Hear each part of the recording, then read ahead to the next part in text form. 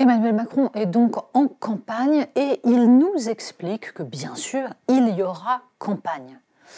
La semaine dernière, 3 interventions du président de la République, la première sur l'Ukraine, tout à fait digne d'ailleurs, nous l'avons commenté ici, puis sa lettre aux Français pour annoncer donc qu'il n'est plus président mais candidat, ou du moins les deux à la fois, mais qu'il ne faut pas s'inquiéter, qu'il va quand même faire son travail des deux côtés et qu'il y aura bien cette campagne électorale, qu'elle ne sera pas escamotée. Et puis derrière, un petit clip de campagne, tourné par ses équipes, sur le mode intimiste. Donc le président en bras de chemise, soucieux, sombre, nous expliquant sa dure tâche de président et le fait qu'il va falloir qu'il équilibre entre les deux postures.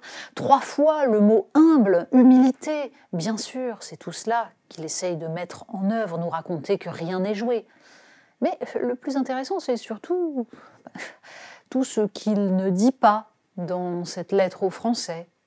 Les revirements, les retournements 180 degrés. Parce que quand même, le Macron de 2022, c'est quand même un ignoble réac pour le Macron de 2017. Tout y est, la souveraineté, l'enracinement, presque l'identité.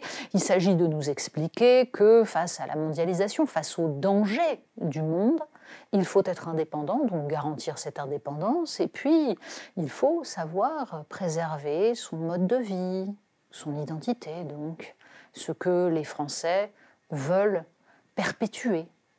Bref, le contraire du macronisme. Mais bon, on n'est pas à une contradiction près. On va se réjouir même, on va se réjouir. Enfin, il aurait compris. Il aurait compris que le souverainisme, ce n'est pas le synonyme du nationalisme, mais que parler souveraineté, c'est garantir la liberté, donc la démocratie, la libre expression de la volonté du peuple. Emmanuel Macron nous parle de souveraineté agricole, alimentaire, de souveraineté sanitaire aussi. Et là aussi, la pandémie est passée par là. Oui, il va falloir reconstruire des filières. Sauf qu'on aimerait bien savoir comment. Mais de même d'ailleurs que face à la menace que constituent des relations internationales troublées, une puissance désormais agressive, la Russie, il va falloir penser le réarmement. Comment fait-on? Avec quel budget? Concrètement, quelles sont les priorités?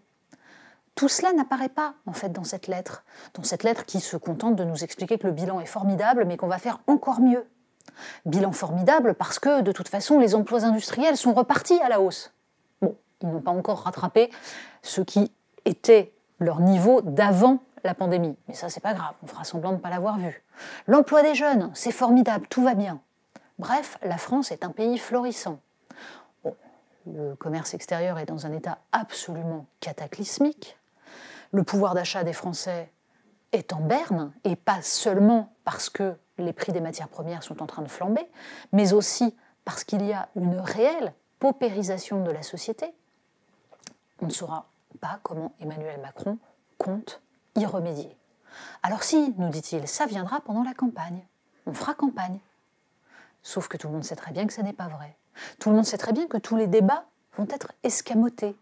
Que justement, la question de savoir comment on recrée du pouvoir d'achat, c'est-à-dire comment on recrée véritablement de l'emploi sur tous les territoires, comment on s'occupe de la question du logement sans pour autant bétonner l'ensemble des terres arables en France. Tout cela ne sera pas abordé, faute de temps, faute de présence d'un président de la République qui sera bien sûr absorbé, et c'est tout à fait légitime, par la crise ukrainienne.